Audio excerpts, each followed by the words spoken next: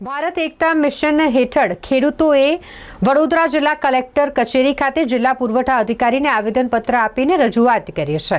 પાદરા તાલુકાના ભોજ ગામમાં સ્મશાનના રિનોવેશનની કામગીરી શરૂ કરવામાં આવી છે અને જે અંતર્ગત ખેડૂતોનો ખેતરમાં જવાનો જે રસ્તો છે તે બંધ કરી દેવામાં આવ્યો છે। તે અંગે રજૂઆત કરવા માટે ખેડૂતો પહોંચ્યા છે વડોદરા જિલ્લા કલેક્ટર કચેરી ખાતે અને જ્યાં તેઓ દ્વારા જિલ્લા પુરવઠા અધિકારીને આ મામલે રજૂઆત કરવામાં આવી છે। જ્યાં સુધી તેઓની માંગ સ્વીકારવામાં નહીં આવે ત્યાં સુધી તેઓ કલેક્ટર કચેરીથી નહીં ખસે તેવી પણ તેમના દ્વારા ચીમકી ઉચ્ચારવામાં આવી છે।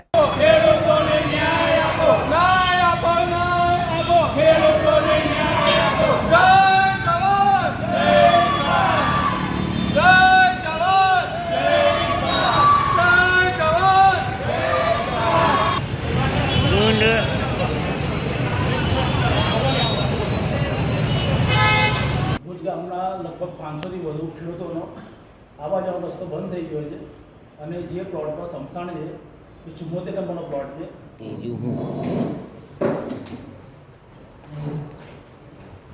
આપી દો।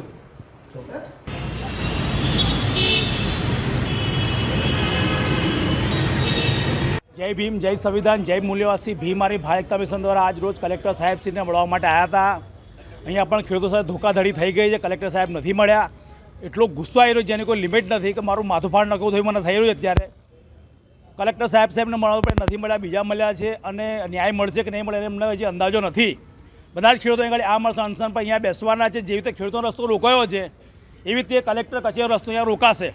અત્યારે અહીંયા આગળ અમે બેસવાના છે, ફૂલ એવું ગુસ્સો આવી રહ્યો છે, કોઈ લિમિટ નથી। એટલે હવે અમારું આંદોલન ચાલુ થાય છે અને અમને ન્યાય લઈને રહીશું અમે, એવી અમારી માંગણી છે।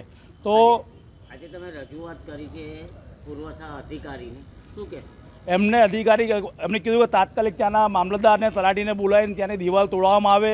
દિવાલ નહીં તૂટે ત્યાં સુધી ખેડૂતો અહીંયા બેસે, આવવા જવા માટે રસ્તો જોઈએ। એમના પશુઓ માંદા પડ્યા છે, મરી જશે, એની જવાબદારી કોણ? ખેતરમાં ખેતી કરવાની છે, ટ્રેક્ટર લઈને જઈ શકતા નથી, ખેડૂતો જઈ શકતા નથી। બધી વ્યવસ્થા માટે આજે અહીં ગાડી આવ્યા છે। ન્યાય નહીં મળે ત્યાં સુધી હટવા નથી અમે।